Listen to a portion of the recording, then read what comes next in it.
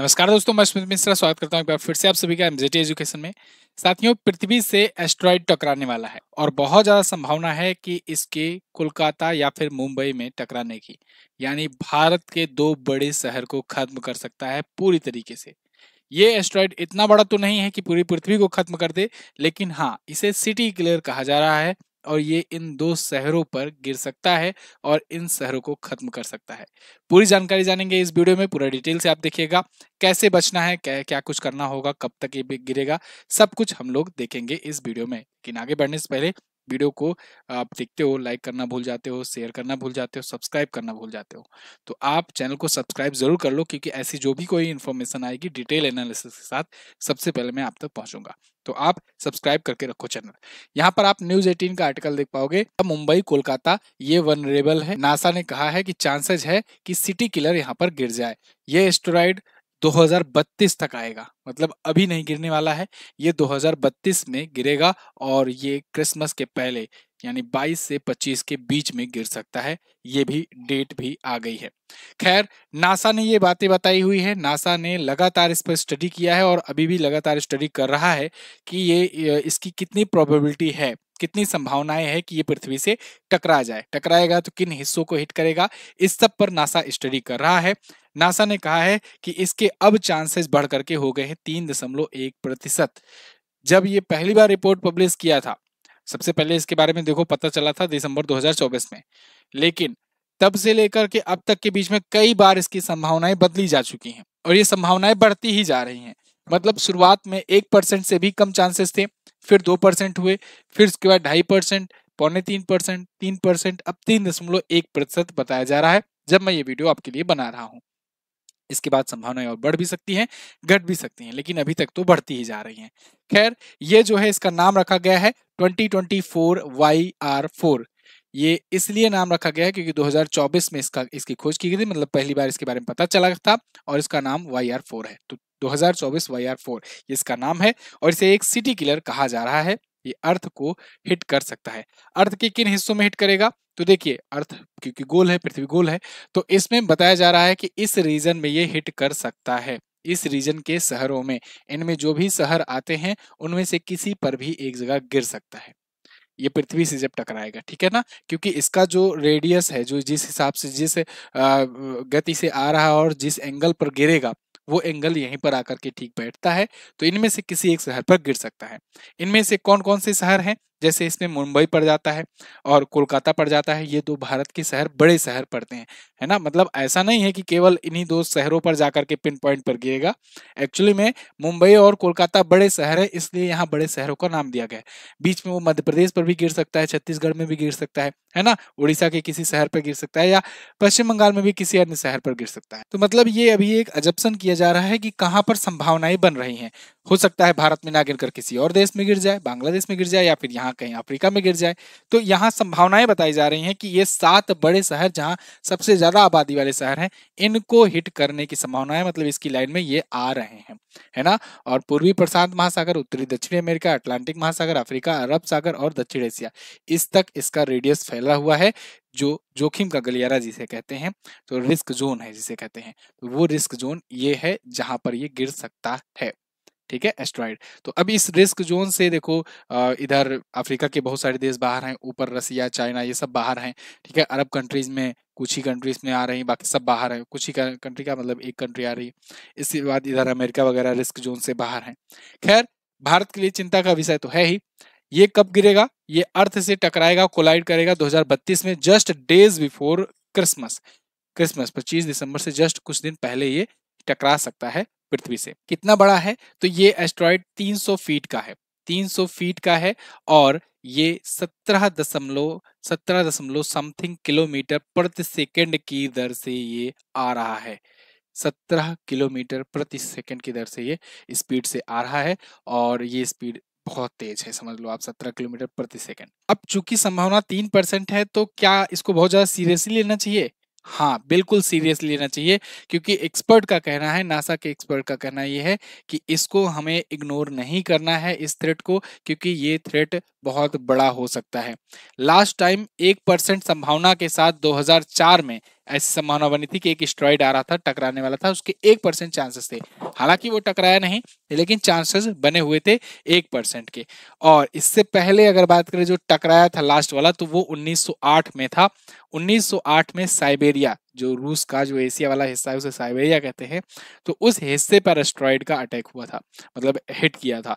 और वो एस्टेरॉइड जब हिट किया था ना, तो 2000 किलोमीटर स्क्वायर में पूरा का पूरा साफ कर दिया था। बहुत बड़ा वो एक्सप्लोजन हुआ था उस टाइम पर। आप अगर देखोगे तो ज्यादातर रूस की आबादी जो है वो साइबेरिया क्षेत्र में नहीं रहती है, वो रहती है यूरोपियन साइड में। मॉस्को वगैरह भी रूस साइड में ही, इधर यूरोप साइड में पड़ जाता है। रूस एक ऐसा देश है जो यूरोप में भी पड़ता है, एशिया में पड़ता है। खैर, इस एस्टेरॉइड की अगर बात करें तो ये 130 से 300 फीट के बीच में इसकी चौड़ाई है।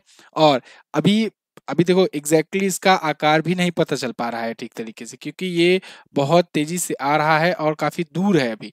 ठीक है, तो इसीलिए तो 2032 का समय लगेगा यहाँ पर अब आते आते।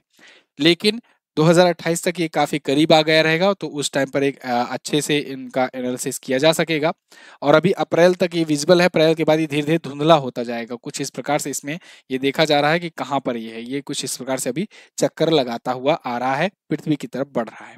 खैर, अगर ये टकराता है तो कितना बड़ा धमाका कर सकता है, तो आप अनुमान के हिसाब से देखो कि 8 मेगा टन का टीएनटी बल वाला कोई बम है, फोर्स वाला, वो अगर विस्फोट होता है तो जितना बड़ा धमाका होता है उतना बड़ा ये भी होगा। अगर आप परमाणु बम से अगर कंपैरिजन करें तो हिरोशिमा में जो परमाणु बम फटा था उससे 500 गुना ज्यादा ये शक्तिशाली हो सकता है।